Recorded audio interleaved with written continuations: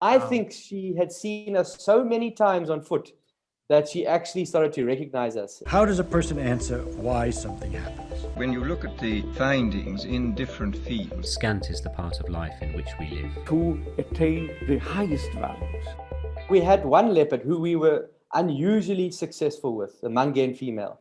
We would track her and find her with a greater success rate than any of the other leopards. And I don't know why. And one day we found her, it was midday, it was hot. She was not a very good hunter. She also was a leopard that did not hoist many of her kills into trees, which was unusual. So she'd often, eventually when she did kill, she'd get robbed by hyenas or lions. So she was often hungry. And we one day found her in the middle of the day hunting mongoose. And when we found her, she saw us and she looked at us. She kind of glanced back at us and then continued focusing on these mongoose. And at that moment, what we would normally do is the moment we encountered the leopard, we'd walk back to the vehicle, we'd go and get the guests and we drive back in. That was the process. But this time, Renier said, no, let's follow her on foot. We were without guests. We dropped our guests off at breakfast because they were getting hot and tired of us being off the vehicle. And often we got bad feedback because we were keen on the tracking and the guests wanted to see the animals. So we had to be a bit careful. And in this instance, we dropped the guests off at breakfast. So they were happy and we went straight back into the bush. Yeah. And it was hot. And we found Mangane and she was hunting these mongoose. She saw us. She hardly reacted. And Ren said, let's follow her. And for 2 hours, we followed this leopard, Andrew, and we got closer and closer and closer to it.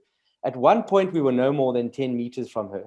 She started to hunt a gray duiker, and we couldn't see what she was hunting. She was stalking through the bush. Eventually, a little clearing became apparent in front of us, about 50 meters in front of us, and we saw the duiker standing there, totally unaware of us. And the two of us started to crouch on either side of this leopard, and there was this unusual, unique band of human leopard hunters stalking this small antelope, and she didn't do anything. There was no irritation from her, no growling or anything. And it was at that moment we realized we weren't such good stalkers as a wild leopard. And Ren said, let's move back. And we moved out. Weeks later, we found her in the vehicle this time. And she came out of a thicket and she was walking eastwards and we were parked north of her. I remember this like yesterday. And she saw us. She turned on a tikkie.